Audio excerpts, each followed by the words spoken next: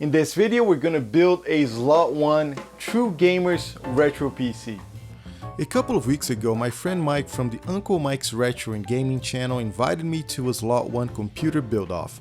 Initially, Retro Tech Bikes, Uncle Mike's, and OCR are all going to quote-unquote compete in this build-off, but other cool people are going to do their own thing and everyone's videos will be added to the official playlist.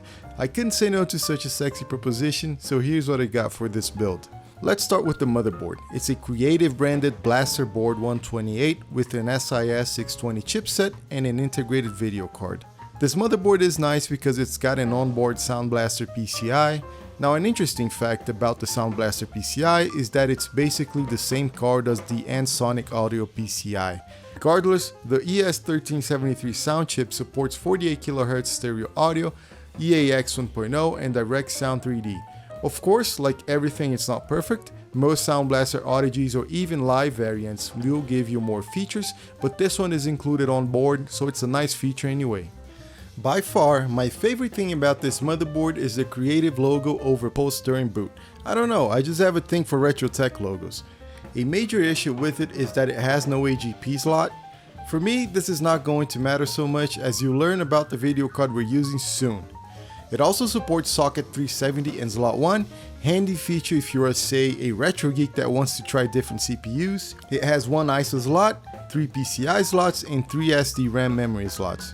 On the back, you'll find a game port and the sound jacks. I much appreciate these game ports for old joysticks. We also have a VGA connector for the onboard VGA that we'll not be using, LPT and serial ports, 2 PS2 for mouse and keyboard, and 2 USB 1.1 connectors. The CPU we're going with is a Pentium III 800. Nothing particular about using an 800 MHz CPU, mainly it's the one I have, and with 356 KB of cache and a 100 MHz bus, it's what the motherboard supports. Now the part everyone has been waiting for, one of my favorite awkward video cards, the 3DFX Voodoo 4 4500.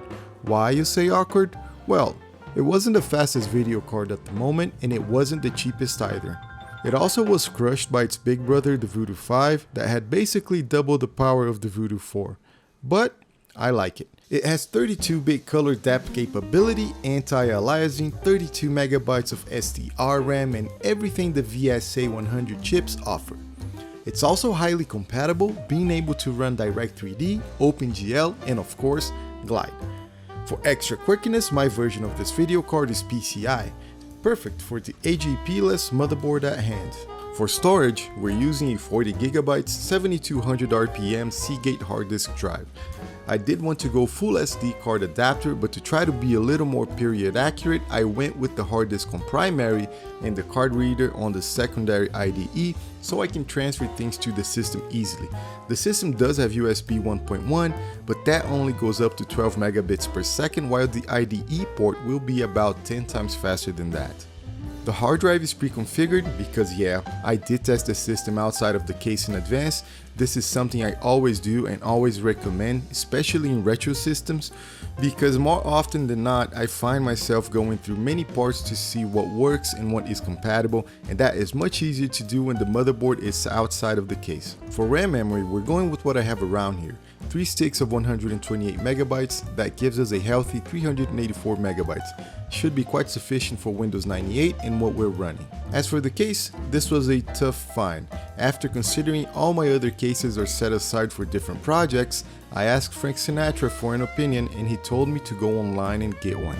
I found this beautiful case with a shiny blue detail and I think it will be perfect for this project. For a while, some ATX cases had the PSUs sit over the CPU. At this time, CPUs didn't have a very high heat output, so it was quite alright and it saved space, making the case a bit shorter. For the CD-ROM drive, we're sticking to the creative theme and using this nice creative branded one.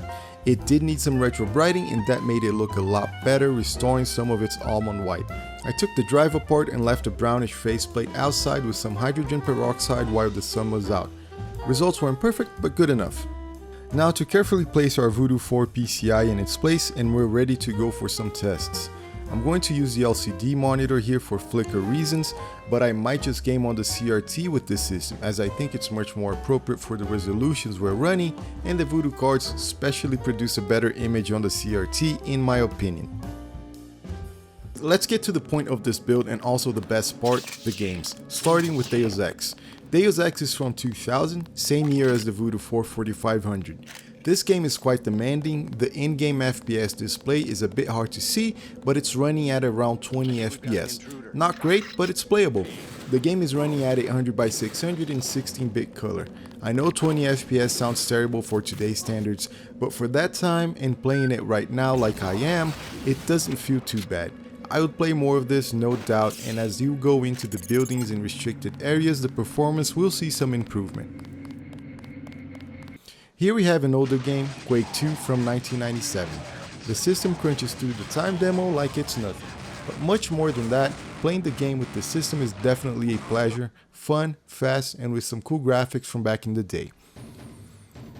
The game is running at 640 by 480 as the time demo does, but 800 by 600 is no problem for the system, and I feel like I need to work faster on the video so I can have more playtime for this.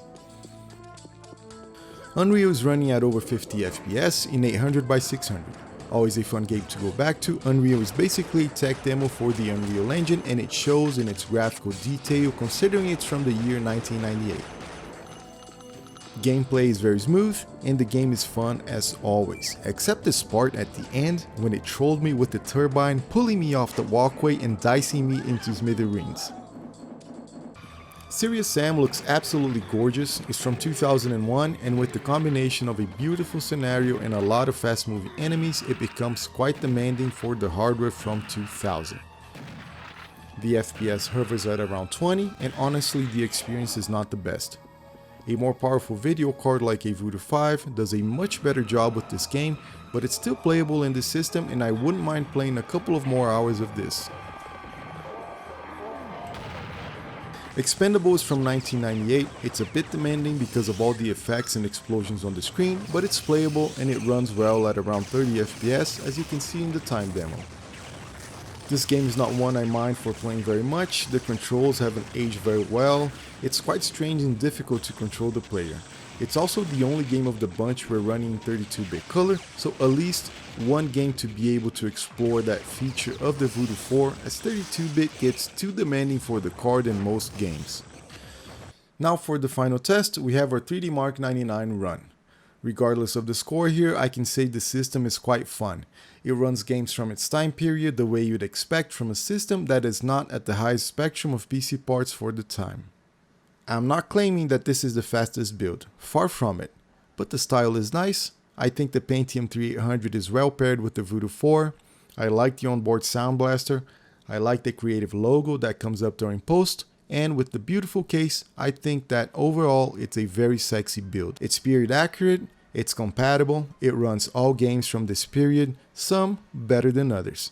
The chipset on the board could be better, you can't go wrong with a BX440 in other motherboards, and I'm sure at least one of my peers will use that because why not? But I did want to find a way to use my creative BlasterBoard 128, and I think this was the perfect project for it. And if you enjoy point and click games from the 90s, check out this one. It's got colorful illustrations and awesome MIDI music.